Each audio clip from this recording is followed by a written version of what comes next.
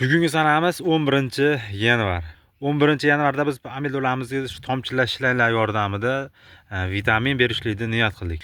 Chunki ob-havomiz juda ham go'zal holatda, havolarni yaxshi beryapmiz va quyoshli kundan unumli foydalanishlik maqsadida vitamin berishlikka qaror qildik.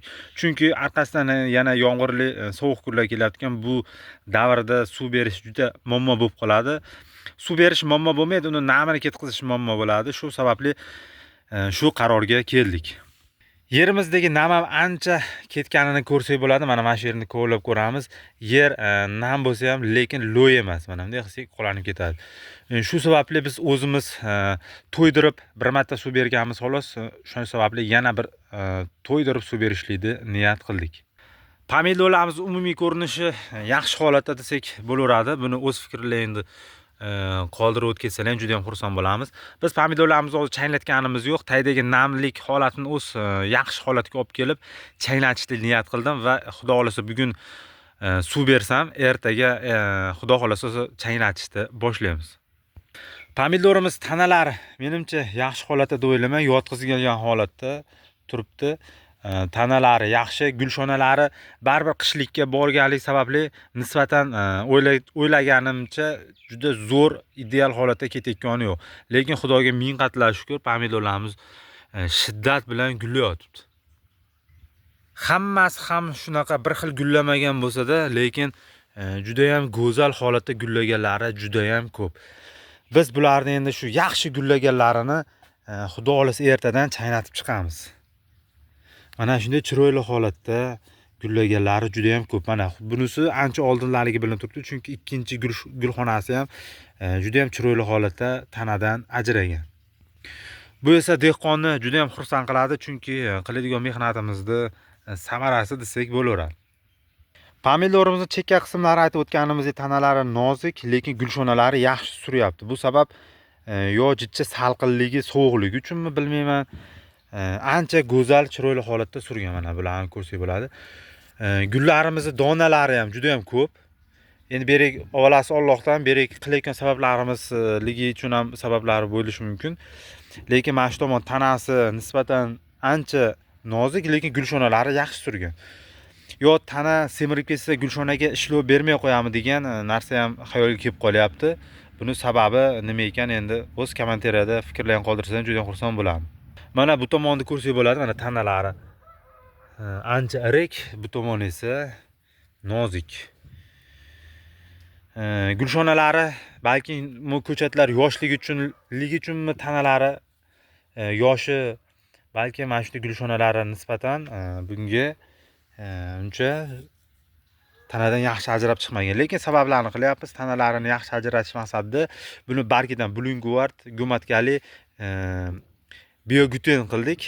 Ularda bulunguvart vazifasi o'suv nuqtasini to'xtatib, tanaga va gulshonalarning rivojlanishiga sababchi bo'ladi. Qolgan o'g'itlarimiz esa ulari yerdagi ozuqani yaxshi tortib olishda xizmatini qiladi. Biz shunday o'rgatgan va shunday sizlarga yetkazyapmiz. Agrovoloknoga kelayotgan bo'lsa, agrovoloknolarni ochib yopyapman.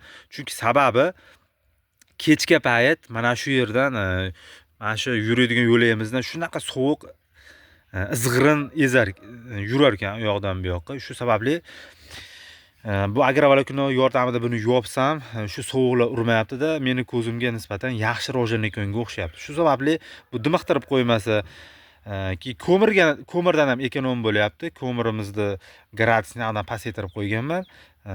Agrovolokno ichi kechga payt 13-14 bo'lsa 15 bo'layotgan bo'lishi mumkin, lekin undan ko'tarilib ham ketgan yo'q, pasayib ham ketgan yo'q. Shu sababli agrovoloknoni hozircha ochib yopmayapmiz.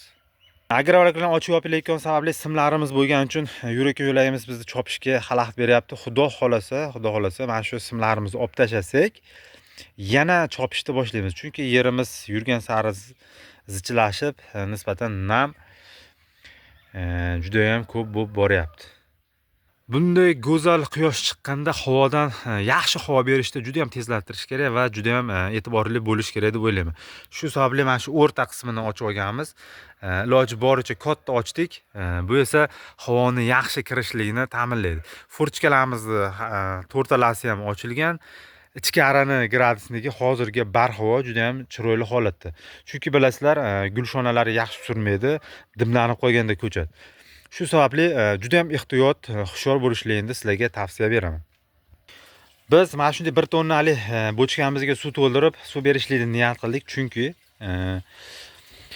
agar bunga hozir 1 tonnada suv bersak, 750 litr ko'chat hisobida qilsak ham 1 litrdan nisbatan oshiqroq tegib qoladi.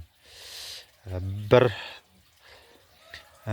litr 200 grammcha ana shunaqa tegadi. Shu sababli tavakkal berishlikni emas, ozuqali suv berishni niyat qildik. Bunga mana shunday holatga keldi.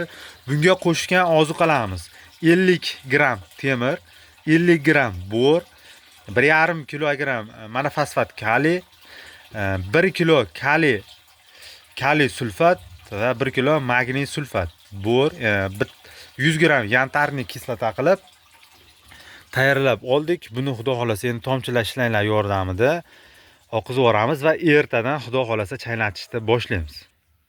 Do'stlar, pomidorimiz umumiy ko'rinishi mana shunday holatda. Mana bitta ko'rsak bo'ladi. Mana juda rivojlanib bormagan. Balkim bu ko'chat yoshdir, endi rivojlanayotgandir desak ham bo'ladi. Chunki buni ikkinchi gulxonasi ko'rinmagan. Bu o'zi nisbatan o'zi bizda kuzatib borayotgan insonlar bilishadi. Ko'chatimiz jichcha yoshiga yetmaganida, lekin rivojlanishga kelganda juda ham ajoyib rivojlandi. Menimcha yosh ko'chat balki yaxshi rivojlanar. Bizga shuni deb o'rgatishgan, yosh bo'lsa yaxshi rivojlanadi deb aytib o'tgan. Do'stlar, mana shu qilayotgan ishlarimizning muhim ishlari shulardan iborat. Bizga obuna bo'lgan do'stlarimiz aytuvdi, aka, har bitta qilayotgan ishingizni, berayotgan ozuqangizni aytib boring deb aytishganda, shularni aytganlarini qilgan holatda har bitta qilgan ishlarimizni qo'limizdan kelgancha qo'yib boryapmiz. Do'stlar, bizni kanalimizni kuzatib boring, obuna bo'ling. Xudo xolasa hali buni chaynatishlari, birinchi g'o'ralarini birgalikda xudo xolasa ko'ramiz. Koreyskiy tomaton yordamida chaynatamiz. Buni ham short video qilib, kichkina video qilib qo'yaman. Do'stlar, pomidorlarimiz umumiy ko'rinishi menimcha ajoyib holatda. Bundan qishki kunida ortiqcha bo'lmasa kerak. Tanalari, bo'ylari, ranglari menimcha xudo xolasa yaxshi. Yana kam ketiklari bo'lsa, agronomlardan maslahat so'raymiz va foydalanib kerakli ozuqalarni berib boramiz. Do'stlar, bizni kanalimizni kuzatib boring. Hali xudo xolasa boshlanishi, buni hali bozorlarga olib chiqishlarini ham birgalikda ko'ramiz, qo'yib boraman. Xudo xolasa. Do'stlar, bizga obuna bo'ling, like bosing, hali bu boshlanish.